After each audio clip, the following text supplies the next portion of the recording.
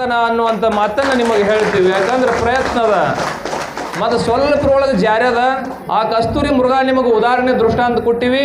ಪುಣ್ಯಾತ್ಮರೇ, ನೀವೆಲ್ಲರೂ ಕೂಡಿ ಯಾವುದು ಸತ್ಯ ಯಾವುದು ಮಿಥ್ಯದ ಅನ್ನುವಂಥದ್ದು ತಿಳ್ಕೊಂಡ ಈ ಜಗತ್ತಿನೊಳಗೆ ನಾವು ಬಾಳಬೇಕಾಗ್ಯದ. ಅದಕ್ಕೆ ಪುಣ್ಯಾತ್ಮರೇ, ನನ್ನ ಎರಡು ಮಾತನ್ನು ಸದ್ಗುರು ದೇವರ ಕುಂಡ ಅಜ್ಜವರ ಪಾದಕ್ಕೆ ಅರ್ಪಣೆ ಮಾಡಿ ಇವತ್ತಿನ ವಿಷಯಕ್ಕೆ ಇಲ್ಲಿ ಮಂಗಲ ಮಾಡೋಣ. ಎಲ್ಲ ಸಂಘಟಕರಿಗೂ ಗುರುನಾಥ ಆಯುಷ್ಯ ಆರೋಗ್ಯ ಭೋಗ ಭಾಗ್ಯಾದಿಗಳನ್ನು ಕೊಟ್ಟು ರಕ್ಷಣೆ ಮಾಡಲಿ. ಮತ್ತು ನಮ್ಮ ರವಿ ರಂಗಾಪುರಿ ಅವರು ಭಾಳ ಶ್ರಮ ಅದ ಇಲ್ಲಿ. ಒಂದೇ ಮಾತು ಮೊನ್ನೆ ರಾತ್ರಿ ಫೋನ್ ಮಾಡಿದ್ರೆ ನಾನು ಸಿದ್ಧ ಪರ್ವತ ಒಳಗಿದ್ದೆ, ಅಪ್ಪ ಇಲ್ಲಿ ಬರ್ಬೇಕ್ರಿ ನೀವು ಅಂತ ಹೇಳಿ. ಏನು ಯಾವ ರಾಜಕೀಯ ವಿಚಾರದೊಳಗೆ ನಾ ಬರಂಗಿಲ್ಲಪ್ಪ ಅಂತ ಹೇಳಿದೆ. ನಾನು ಇಲ್ರಿಪ್ಪ ಹಿಂಗೆ ಅಂತ ಹೇಳಿದ. ಆತಲ್ಪ ಬರ್ತೀವಿ ಅಂದಾಗ ಇಲ್ಲೇ ಇದೀವಿ ಅಂದ್ರೆ ಬರ್ತೀವಿ ಅಂತ ಹೇಳಿದೆ. ನಾನು ಮುಂಜಾನೆ 6 ಗಂಟೆಗೆ ಜಾಗ ಬಿಟ್ಟಿದ್ದೆ. ಎಲ್ಲೇ ಸಿಂಧನೂರ ಅಂಬಾ ಬೆಟ್ಟಕ್ಕೆ ಹೋಗಿದ್ದೀವಿ. ಹಿಂಗೆ ಅಂದ ರಾತ್ರಿ 1:15 ಹಚ್ಚಿದ ಫೋನ್. ನಾ ಫೋನ್ ಬಂದ್ ಮಾಡಿ ನಂಬರ್ ನೋಡಿದೆ, ಲಾಸ್ಟ್ 26 ಇತ್ತು. ಇವ ಹೌದು ಅಂತೇಳಿ ಬರ್ತೇನಪ್ಪ, ಏನು ಚಿಂತೆ ಮಾಡಬೇಡ. ಮುಂಜಾನೆ ಹಚ್ಚಿದೆ 6ಕ್ಕೆ ಬರತನಪ್ಪಿ ಬರ್ತಾನೆ ಸ್ವಲ್ಪ ಲೇಟ್ ಆಗತ್ತ ಹೇಳಿ.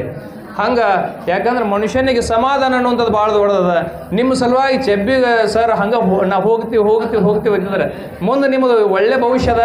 ಸ್ವಲ್ಪ ಸಮಾಧಾನ ಅನ್ನುವಂಥದ್ದು ಭಾಳ ದೊಡ್ಡದಪ್ಪ. ತಾಳ್ಮೆಗಿಂತ ದಪ ಉಂಟೆ ಅಂತ ನಿಜಗುರು ಹೇಳ್ಯಾದಾರ. ಸಮಾಧಾನ ಅನ್ನುವಂಥದ್ದು ಭಾಳ ದೊಡ್ಡದ. ಅದಕ್ಕಾಗಿ ಪುಣ್ಯಾತ್ಮರೇ, ನಿಮ್ಮೆಲ್ಲರಿಗೂ ಸದ್ಗುರುದೇವ ಆಯುಷ್ಯ ಆರೋಗ್ಯ ಕೊಡಲಿ, ಸಮಾಧಾನ ಭಾವ ಬುದ್ಧಿಯನ್ನು ಕೊಡಲಿ ಅಂತ ಹೇಳುತ್ತಾ, ಎಲ್ಲರೂ ಕಲಾವಿದರು ಕೂಡ ನಮ್ಮ ತೋಟಗಂಟಿ ಸರ್ ಅದಾರು. ಯಾಕಂದ್ರೆ ಟ್ರೇನ್ ಇಂಜಿನ್ ಇದ್ದಂಗೆ ಅವರು. ಏನು ಟ್ರೇನ್ ಇಂಜಿನ್ ಗೊತ್ತದಲ್ಲ, ಟ್ರೇನ್ ಇಂಜಿನ್ ಇದ್ದಂಗೆ ಅದ. ಅದಕ್ಕಾಗಿ ಅವರು ಹೇಳಿದ ಮಾರ್ಗದರ್ಶನದೊಳಗೆ ನೀವೆಲ್ಲರೂ ನಡೆದ್ರೆ ಅಂದ್ರೆ ನಿಮ್ಮೆಲ್ಲರಿಗೂ ಮಾಸಾಸನ ಸಿಗ್ತದೆ ಅನ್ನುವಂಥ ಮಾತನ್ನು ಹೇಳುತ್ತಾ ಇವತ್ತಿನ ವಿಷಯಕ್ಕೆ ಇಲ್ಲಿ ಮಂಗಲ ಮಾಡೋಣ. ಜೈ ಮಂಗಲಂ ಜೈ ನಮ ಪಾರ್ವತೇ ಪತೆ ಶಿವ ಹರ ಹರ ಮಹಾದೇವ. ಬಂಧುಗಳೇ, ಈಗಾಗಲೇ ಅನೇಕ ಜನ ಮಾತಾಡಿದರು ಜಾನಪದದ ಬಗ್ಗೆ. ಅನೇಕ ಜನ ಅದರ ಉಳಿವಿಗಾಗಿ ನಾವೆಲ್ಲ ಏನು ಮಾಡಬೇಕಂತ ಅನೇಕ ಜನ ಹೇಳಿದ್ದಾರೆ. ನಾನು ಸಹಿತ ಹೇಳೋದಷ್ಟೇ. ಇವತ್ತು ಮಾತಾಡ್ಬೇಕಾದ್ರೆ ಬಾಲಾಜಿ ಅವ್ರದ್ದು ಒಂದು ಮಾತು ನನಗೆ ಭಾಳ ಇಷ್ಟ ಆಯಿತು. ವೇದಿಕೆ ಕಾರ್ಯಕ್ರಮಕ್ಕಿಂತ ಜಾನಪದ ಕಲಾವಿದರ ಹತ್ರ ನಾವು ಹೋಗೋಣ, ಅವ್ರ ಮನೆಗೆ ಹೋಗೋಣ, ಅಲ್ಲಿ ಹುಡುಕಿ ಅವ್ರಿಗೆ ಹೊರಗೆ ತರುವಂಥ ಪ್ರಾಮಾಣಿಕ ಪ್ರಯತ್ನ ಮಾಡೋಣ ಅಂತ ಹೇಳಿದರು. ನಿಜವಾಗ್ಲೂ ಸಹಿತ ಅದು ಆಗಬೇಕಾಗಿದೆ. ಅದಕ್ಕಾಗಿ ನಮ್ಮ ಸಹಕಾರ ಸದಾ ನಿಮ್ಮ ಜೊತೆಗೆ ಇರ್ತದೆ. ಇವತ್ತು ನಾನು ಇಲ್ಲಿರುವಂಥ ವಿದ್ಯಾರ್ಥಿಗಳಿಗೆ ಹೇಳೋಕ್ಕೆ ಇಚ್ಛೆಪಡ್ತೀನಿ, ನೀವು ಸಹಿತ ನಮ್ಮ ದೇಶದ ಸಂಸ್ಕೃತಿ, ನಮ್ಮದೇನು ಸಂಸ್ಕಾರ ಐತಿ ಅದನ್ನ ಮರಿಲಾರ್ದೆ ಏನು ನಮ್ಮ ಹಿರಿಯರು ಹಾಕಿಕೊಟ್ಟಂಥ ಜಾನಪದ ಕಲೆಯನ್ನು ತಾವು ಸಹಿತ ಬೆಳೆಸಬೇಕು ಅಂತೇಳಿ ನಾನು ಇವತ್ತು ತಮ್ಮಲ್ಲಿ ಹೇಳೋಕ್ಕೆ ಇಚ್ಛೆಪಡ್ತೀನಿ. ನಾವೆಲ್ಲ ಇವತ್ತು ನೋಡ್ತೀವಿ ಜಾನಪದ ಹೆಂಗೆ ಹುಟ್ಕೋತು ಅಂದರೆ, ಕೆಲಸ ಮಾಡಬೇಕಾದ್ರೆ ದಣಿವು ಆಗಬಾರ್ದಪ್ಪ ಅಂತಂದು ಮೊದಲಿನ ಜನ, ಹಳೆಯ ಜನ, ಶಿವಣ್ಣವ್ರಿಗೆ ಗೊತ್ತೈತೆ ಅದು. ಹಳೆಯ ಜನ ಅವ್ರು ಯಾವುದೋ ಒಂದು ಲಿಪಿ ಅಥವಾ ಬರವಣಿಗೆ ಇರ್ತಿರಲಿಲ್ಲ. ತಮ್ಮ ಮನಸ್ಸಿನಾಗ ಏನು ಬರ್ತೈತಿ ಅದನ್ನು ಮಾತಾಡಿ ಅದನ್ನು ಒಂದು ಜಾನಪದ ಕಲೆಯನ್ನಾಗಿ ಅವರು ಹೊರಗಡೆ ಮಂದಿಗೆ ತಲುಪಿಸುವಂಥ ಕೆಲಸವನ್ನು ಮಾಡ್ತಿದ್ರು. ಆದರೆ ಇವತ್ತು ವಿದ್ಯಾರ್ಥಿಗಳು ಕೆಲಸ ಕಡಿಮೆ, ಆ ರೀಲ್ಸ್ ಮಾಡಿ ಅದನ್ನ ಒಂದು ಕೆಲಸ ಮಾಡ್ಕೋತಿದ್ರಿ. ಅದರಿಂದ ನಿಮ್ಗೆ ನಾನು ಮೊಬೈಲ್ ಯೂಸ್ ಮಾಡಬಾರ್ದು ಅಂತ ಹೇಳಕತ್ತಿಲ್ಲ. ಮೊಬೈಲ್ ಯೂಸ್ ಮಾಡಿರಿ, ಆದರೆ ಅದರಲ್ಲಿರುವಂಥ ಒಳ್ಳೆಯ ಗುಣಗಳನ್ನು, ಅದರಲ್ಲಿರುವ ಒಳ್ಳೆತನವನ್ನು ಮಾತ್ರ ನಾವು ತಗೊಳ್ಳುವಂಥ ಪ್ರಯತ್ನ ಮಾಡಬೇಕು. ಇವತ್ತು ಇಲ್ಲಿ ವೇದಿಕೆ ಮೇಲೆ ಅನೇಕ ಜನ ಇದ್ದೀವಿ. ನಾವೆಲ್ಲರೂ ಸಹಿತ ಈ ಜಾನಪದ ಕಲಾವಿದರ ಜೊತೆಗಿದ್ದೀವಿ. ಈ ನಮ್ಮ ಜಿಲ್ಲೆಯಲ್ಲಿ ಲಿಂಗರಾಜನವ್ರು ಹೇಳ್ದಂಗೆ ನಮ್ಮ ಜಿಲ್ಲೆಯಲ್ಲಿ ಜಾನಪದ ಹೆಚ್ಚಾಗಿ ಉಳಿದಿರೋದು ಕಲ್ಗಟ್ಟಿಗೆಲ್ಲ ಅಂತ ನಾನು ಇವತ್ತು ಹೇಳೋಕ್ಕೆ ಇಷ್ಟಪಡ್ತೇನೆ. ನಾವು ಸಹಿತ ರಾಜಕಾರಣಿಗಳಾಗಿ ಪ್ರತಿ ಗ್ರಾಮದಲ್ಲೂ ಸಹಿತ ನಮಗೆ ನಾಟಕಕ್ಕೆ ಹೋಗೋಕ್ಕಾಗಲ್ಲ, ಅಷ್ಟೊಂದು ನಾಟಕಗಳನ್ನು ಪ್ರತಿ ಗ್ರಾಮದಲ್ಲಿ ಮಾಡ್ತಾರೆ. ರಾತ್ರಿ 12-1 ಆದ್ರೂ ನಾವು ಹೋಗಿರ್ತೀವಿ. ಪ್ರತಿ ಗ್ರಾಮದಲ್ಲೂ ಸಹಿತ ನಾಟಕವನ್ನು ಮಾಡ್ತಾರೆ. ಅಂದರೆ ನಮ್ಮ ಹಿಂದಿನ ಪರಂಪರೆಯನ್ನು ಇವತ್ತು ಉಳಿಸ್ಕೊಂತ ಬಂದಿದ್ದಾರೆ. ಅವ್ರಿಗೆಲ್ಲರಿಗೂ ಸಹಿತ ನಾನು ಧನ್ಯವಾದ ಹೇಳ್ತೇನೆ. ಇವತ್ತು ಏನು ಜಾನಪದ ಪರಿಷತ್ತು ಉದ್ಘಾಟನೆ ಆಗಿದೆ, ಅವ್ರಿಗೂ ಸಹಿತ ಮತ್ತೊಮ್ಮೆ ನಾನು ನನ್ನ ಕರೆದು ಮಾತನಾಡೋಕ್ಕೆ ಅವಕಾಶ ಮಾಡಿಕೊಟ್ಟಂಥ ಎಲ್ಲ ಹಿರಿಯರಿಗೆ ಹಾಗೂ ಇಲ್ಲೇ ಎಲ್ಲ ಪದಾಧಿಕಾರಿಗೆ ಮತ್ತೊಮ್ಮೆ ವಂದಿಸಿ ನನ್ನ ಮಾತು ಮುಗಿಸ್ತೇನೆ. ಮೊಬೈಲ ಪ್ರೀತಿ ಮಾಡಬಾರ್ದು ಅಂತ ಏನು ಹೇಳಿಲ್ಲ, ಮೊಬೈಲ್ ಪ್ರೀತಿ ಮಾಡಿರಿ, ಅದನ್ನು ಎದಕ್ಕೆ ಬಳಕೆ ಮಾಡಬೇಕು ಅಂತಕ್ಕಂಥ ವಿಚಾರ ಅವರು ಭಾಳ ಸ್ಪಷ್ಟವಾಗಿ ಹೇಳಿದ್ದಾರೆ.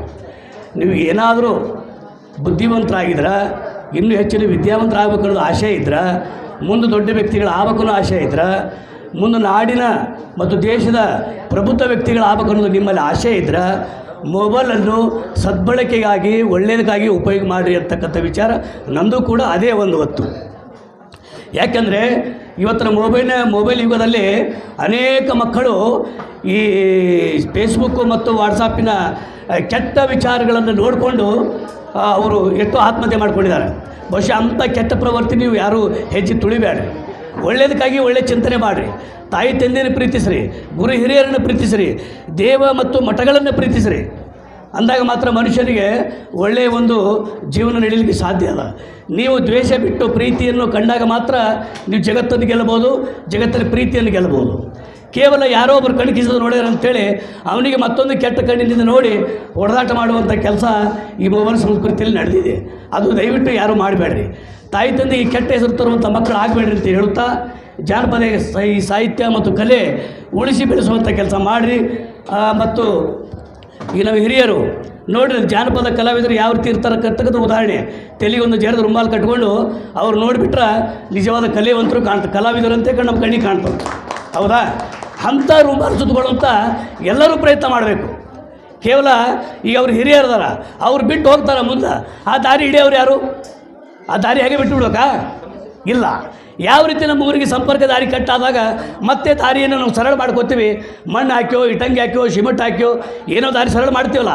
ಹಾಗಾಗಿ ಈ ಜಾನಪದ ಕಲೆಯನ್ನು ಕೂಡ ಉಳಿಸಲಿಕ್ಕೆ ನೀವು ಸರಳ ದಾರಿಯಲ್ಲಿ ಸಾಗಿದರೆ ಮಾತ್ರ ಇದು ಉಳಿಲಿಕ್ಕೆ ಸಾಧ್ಯ ಅದ. ಇಲ್ಲಾಂದರೆ ಮುಂದಿನ ದಿನಗಳಲ್ಲಿ ಅಳಿವಿನಂಚಿನ ದಾರಿ ಹಿಡಿತದೆ. ಇದು ಅದಾಗಬಾರ್ದು ಅಂತ ಹೇಳುತ್ತಾ ಎಲ್ಲರಿಗೂ ಒಂದೊಂದು ತಿಳಿಸಿ ನಾನು ಹೇಳ್ಬಾರ್ದು. ಸತ್ಯವಾಗ್ಲೂ ಕ್ಷಮೆಯಲ್ಲಿ ಅಣ್ಣಾರ, ನಾನು ಏನೂ ಭಾಷಣ ಹೇಳೋದಿಲ್ಲ.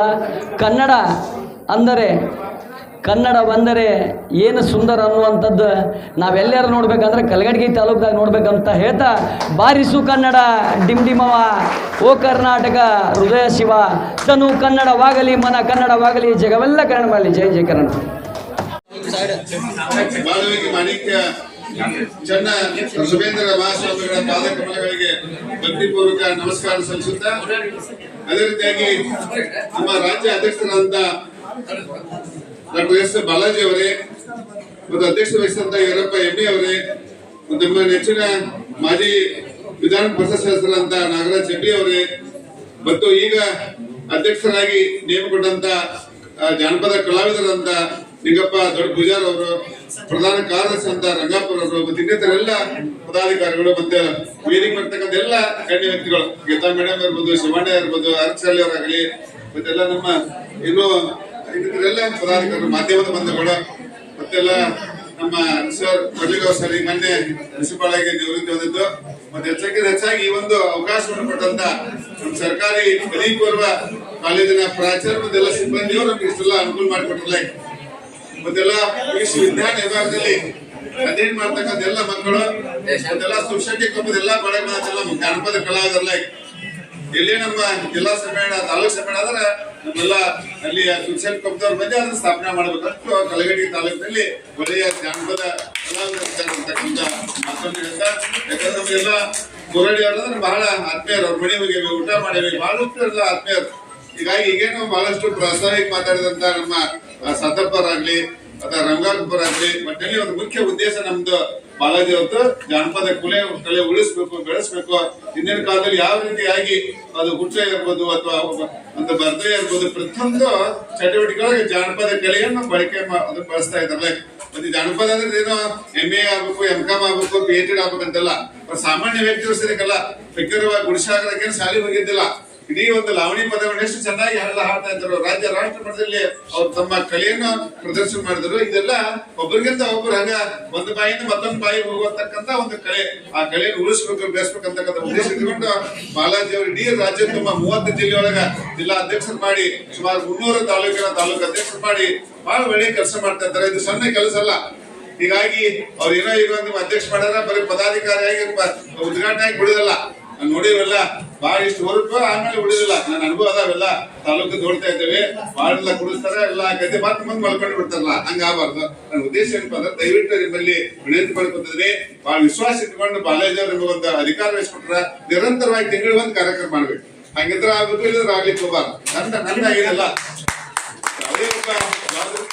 ಸ್ವಂತ ಕಾರ್ಯಕ್ರಮ ಮಾಡೋ ಶಕ್ತಿ ಇದ್ರೆ ಮಾತ್ರ ಅಧಿಕಾರ ವಹಿಸ್ಕೊಳ್ಬೇಕು, ಇಲ್ಲಿ ಅಂದ್ರೆ ಅದನ್ನ ಬಿಟ್ಕೊಡ್ಬೇಕಂತಕ್ಕಂಥ ಮಾತನ್ನ ಅಂತ ನಾನು ಸರಿ ಬಹಳಷ್ಟು ತಾಲೂಕು ಅಧ್ಯಕ್ಷ ಇರ್ತೇವೆ, ಬಹಳ ರೂಪಾಯಿ ಹೋಗ್ತಾರೆ. ಮುಂದೆ ನಾವೇ ಹೇಳ್ಬೇಕಲ್ಲ, ನಾವೇ ಕೈ ಬೈಬೇಕು, ಕಾಲು ಬೈಬೇಕು ಅಂತ ಪರಿಸ್ಥಿತಿ ಎಲ್ಲ ಬಂದಿದೆ ಅಂತಕ್ಕಂಥ ಮಾತನ್ನ ಅಂತ ಬಹಳ ನೋವಿಂದ ಹೇಳ್ತದಲ್ಲ. ಹೀಗಾಗಿ ಒಂದು ಅವಕಾಶ ಸಿಕ್ಕಾಗ ಒಳ್ಳೆಯ ರೀತಿಯಾಗಿ ಅದು ಉಪಯೋಗ ಮಾಡ್ಕೋಬೇಕು. ಆ ಉದ್ದೇಶ ಇಟ್ಕೊಂಡು ನಾವೆಲ್ಲ ಒಂದು ಆಯ್ಕೆ ಮಾಡಿರ್ತೇವೆ. ದಯವಿಟ್ಟು ಇಂತ ಒಂದು ಒಳ್ಳೆ ಯಶಸ್ವಿ ಅಂತ ನಾನು 2 ಗಂಟೆಗೆ ಬೈಲೊಂಗ್ಲಿಕ್ಕೆ ಹೋಗ್ಬೇಕಾಗಿತ್ತು. ಅಲ್ಲೊಬ್ಬರು ನಮ್ಮ ರಿಲೇಟಿವ್ಸ್ ಡೆತ್ ಆಗಿದೆ. ಅದಕ್ಕಾಗಿ ಬಾಲಾಜಿ ಅವ್ರ ಜೊತೆಗೆ ಇರ್ಬೇಕನ್ನೋ ಸಲುವಾಗಿ ಯಾಕಂದ್ರೆ ಎಲ್ಲೇ ಬಂದ ಕೂಡಲೇ ಹುಬ್ಬಳ್ಳಿ ಬೆಂಗಳೂರು ಇಲ್ಲ ಬಿಡುದೇ ಇಲ್ಲ. ಅದಕ್ಕೂ ನಮ್ಮ ಜಿಲ್ಲಾ ಕಾರ್ಯದರ್ಶಿ ರಾಜ್ಯದ ಪ್ರಧಾನ ಕಾರ್ಯದರ್ಶಿ ಮಾಡಿದ್ರು ಕೌಜಿಲ್ ಸರ್. ಒಳ್ಳೆಯ ಒಂದು ಸಾಹಿತ್ಯಗಳ ಅಂತ ಕೌಜಿಲ್ ಸರ್ ಅಂತಕ್ಕಂಥ ಒಳಗೆ ಬಾ, ನಿನಗೆ ಆಗಲ್ಲ ಕೇಳಿ ಮರ್ತು ಬಿಟ್ಟಿದ್ ನೋಡಿ ನಾ.